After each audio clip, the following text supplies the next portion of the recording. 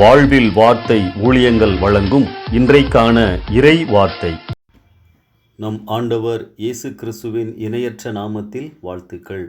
வேத புத்தகத்தில் நாம் பார்க்கின்ற கதாபாத்திரங்கள் இன்றைக்கும் நமக்கு பல ஆவிக்குரிய உண்மைகளை தெரிவிக்கின்றன. இந்த நாளிலே ஆதியாகமம் 5ஆம் அதிகாரத்திலே காணப்படும் ஏனோக்கை குறித்து தியானிக்கலாம். இவருடைய வாழ்க்கையிலே 5 குறிப்புகளை நான் பகிர்ந்து கொள்ள விரும்புகிறேன். முதலாவது, தேவனுக்கு பிரியமான ஏனோக்கு. எபிரேயர் 11ஆம் அதிகாரம் 5ஆம் வசனத்திலே ஏனோக்கு தேவனுக்கு பிரியமானவன் என்று சாட்சி பெற்றான் என வாசிக்கிறோம். தேவனுக்கு பிரியமான காரியங்களை செய்பவர்கள்தான் தேவனுக்கு பிரியமானவர்கள். நாம் எப்போதும் அவருக்கு விருப்பமான காரியங்களையே செய்கிறோமா என ஆராய்ந்து பார்ப்போம். இரண்டாவது, தேவனை விசுவாசித்த ஏனோக்கு. எபிரேயர் 11:5 விசுவாசத்தினாலே ஏனோக்கு மரணத்தை காணாதபடிக்கு எடுத்து கொள்ளப்பட்டார் என வாசிக்கிறோம்.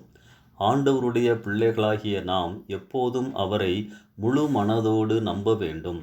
ஒரு தகப்பனையோ தாயையோ அவர்களின் பிள்ளைகள் நம்பாவிட்டால் அவர்களது மனம் எவ்வளவு வேதனைப்படும். விசுவாசம் இல்லாமல் தேவனுக்கு பிரியமாயிருப்பது கூடாத காரியம் என அடுத்த வசனத்தில் நாம் வாசிக்கிறோம். மூன்றாவது, தேவனோடு அதிக நேரம் செலவழித்த ஏனோக்கு. இயேசு கிறிஸ்துவோடு ஐக்கியமாய் இருப்பதற்கு உங்களை அழைத்த தேவன் உண்மையுள்ளவர் என 1 கொரிந்தியர் 1:9 வாசிக்கிறோம். ஏனோக்கை குறித்து ஆதியாகமம் 5:22 பார்க்கிறோம். 300 வருடங்கள் அவர் தேவனோடு சஞ்சரித்து கொண்டிருந்தார். ஏன் இவரை குறித்து இப்படி எழுதப்பட்டுள்ளது? இவர் காலத்தில் மற்ற மனிதர்களும் வாழ்ந்திருந்தனர். ஆனாலும் இவர் ஆண்டவரோடு அதிக நேரம் செலவழித்தவராக அடையாளப்படுத்தப்படுகிறார். குடும்பம், பொறுப்புகள் இருந்தாலும் தேவனோடு தனியாக செலவழிக்கும் நேரங்களை முக்கியமாக கருதினார். இதைத்தான் இவருடைய வாழ்க்கையில் நாம் முக்கியமாக புரிந்து கொள்கிறோம். நான்காவதாக, தேவனின் வருகையை, நியாயத்தீர்ப்பை முன்னறிவித்த ஏனோக்கு.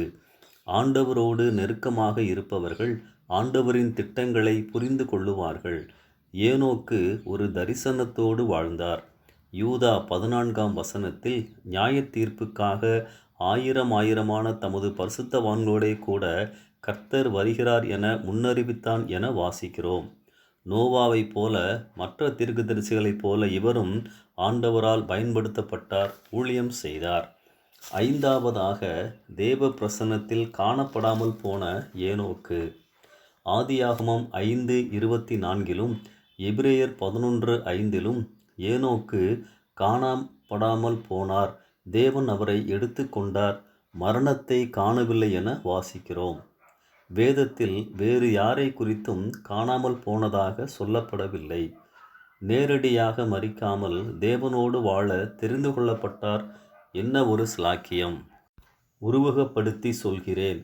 தேவனோடு இருந்தபோது எப்படி ஏனோக்கு காணப்படாமல் போனாரோ, அதுபோல தேவ பிரசன்னத்தில் நாம் இருக்கும் பொழுது நம் சுயம் காணப்படாமல் போக வேண்டும். தேவ பிரசன்னம் நமக்குள் தேவ சாயலை கொண்டு வரும்.